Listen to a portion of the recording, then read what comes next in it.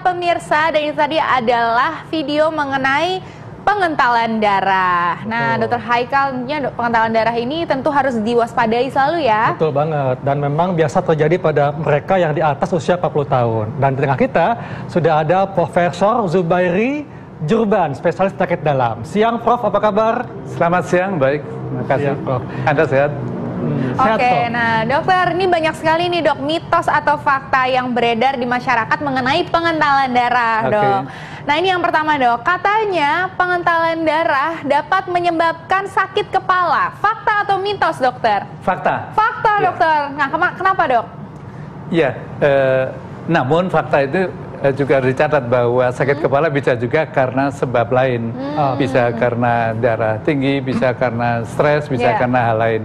Namun sakit kepala karena hiperkoagulasi atau kekentalan darah ini lebih mencolok misalnya pada sakit kepala yang migrain. Itu ada beberapa yang penyebabnya karena darah kental.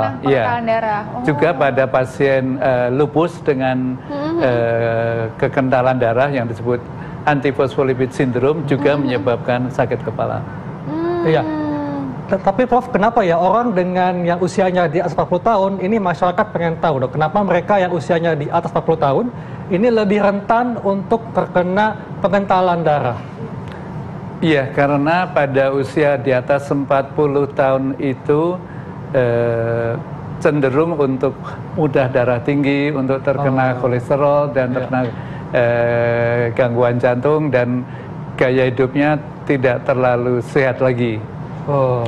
Gitu. Jadi memang faktor risikonya lebih banyak ya dok ya kalau di usia di atas usia 40 tahun ya dok ya.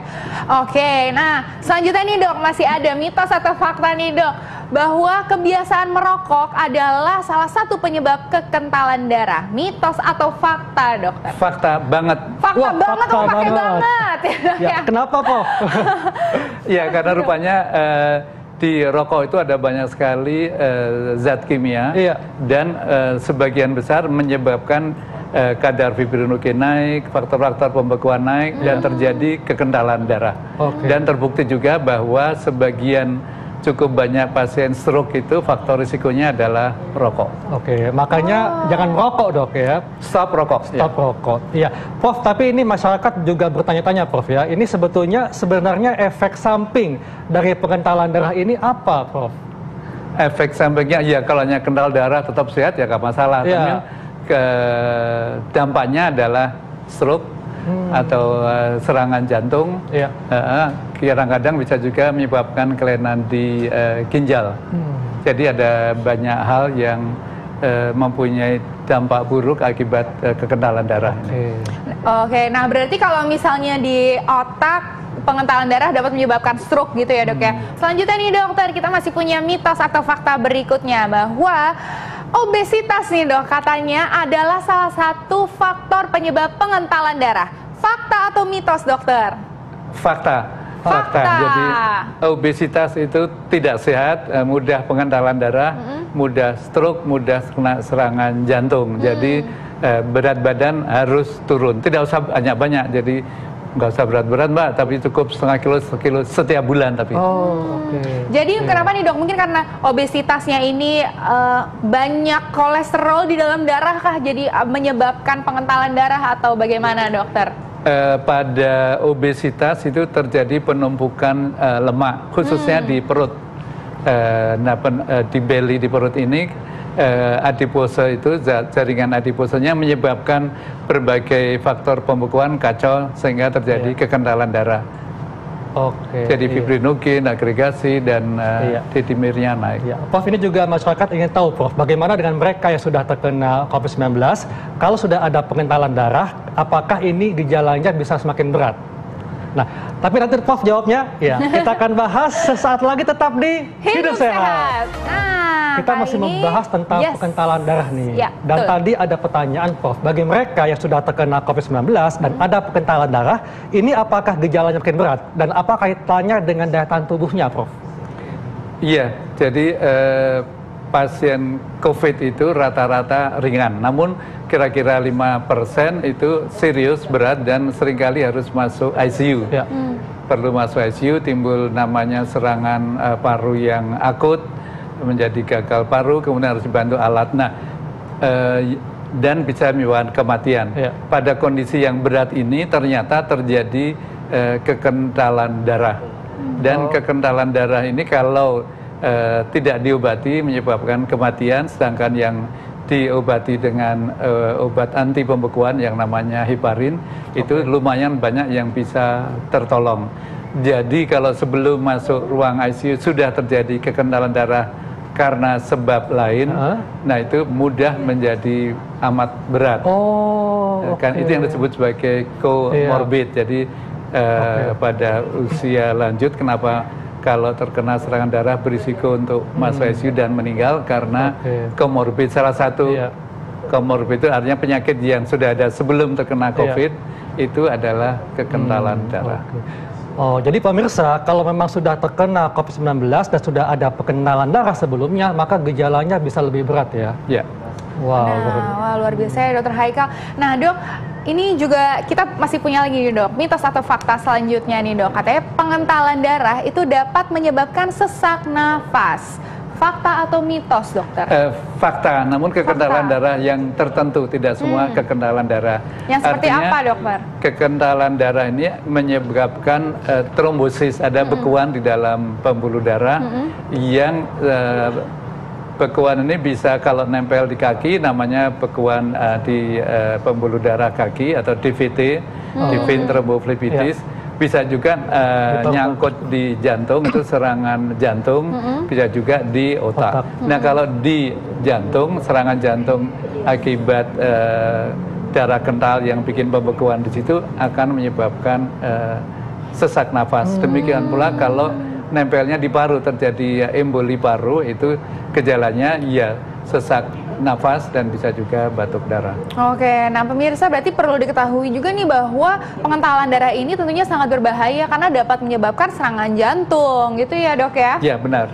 Oke, nah dokter, ini banyak juga nih dok masyarakat yang penasaran nih dok, katanya pengentalan darah itu bisa menyebabkan lebam pada kulit, seperti biru-biru gitu dok, mitos atau fakta dokter? Sebagian fakta, sebagian mitos. Ada fakta, ada mitos. Gimana tuh dok? Iya, karena biru-biru sebabnya banyak banget. Ada bisa karena gangguan dari pembuluh darah yang ringan, yang sama sekali tidak berbahaya.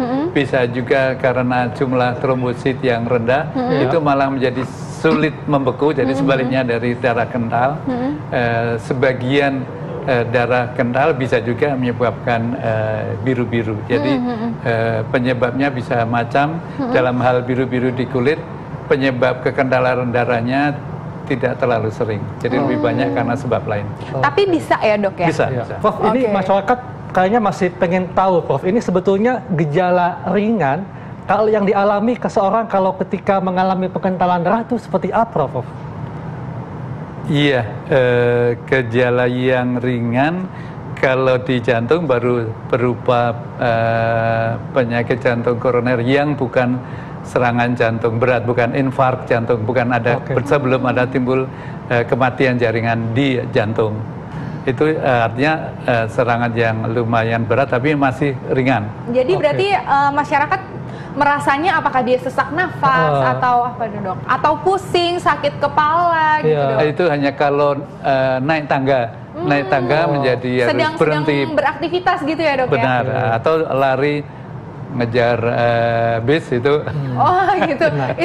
Itu juga sesak nafas itu juga bisa disebabkan karena pengentalan darah juga ya dok? Iya, ini juga masyarakat ada yang mengatakan kalau misalnya ada kata bangun nih dari duduk ke berdiri kunang-kunang, apakah itu bagian dari gejala pengentalan darah, Prof? Lebih sering bukan, jadi mitos. Jadi sebagian besar karena namanya hipotensi ortostatik. Apa itu? Tekanan darah rendah yang terjadi akibat perubahan posisi ya, jadi bukan lebih sering karena itu. Ya, baik. Nah dokter, ini masyarakat ingin mendengar nih dok tips supaya terhindar dari pengentalan darah, terutama untuk usia 40 tahun nih dok, yang mungkin memang banyak kerentanan yang terjadi. Silakan dokter. Tipsnya sebetulnya hanya 5. Jadi yang satu adalah olahraga teratur. setengah jam setiap hari atau minimal 5 kali seminggu. Tapi setiap kali setengah jam. Kalau olahraganya 1 jam cukup 3 kali seminggu. Jadi nomor 1 olahraga apapun. Mau jalan cepat juga cukup, mau naik sepeda statis atau sepeda keluar rumah atau treadmill, apapun olahraganya. Yang kedua sayur, usahakan 2-3 kali sehari. Kemudian ketiga buah, juga usahakan 2-3 kali sehari. Berikutnya adalah stop rokok, kemudian stop alkohol, dan yang terakhir adalah seperti hari ini kita ngobrol, bincang-bincang, silaturahim itu akan jadi jangan stres, ya, Dok ya. Iya itu penting banget tuh ya, Dok. 5 tips dari dokter. Terima kasih banyak, dokter. Luar biasa Sama-sama. sekali. Terima kasih, Prof. Terima kasih, Prof.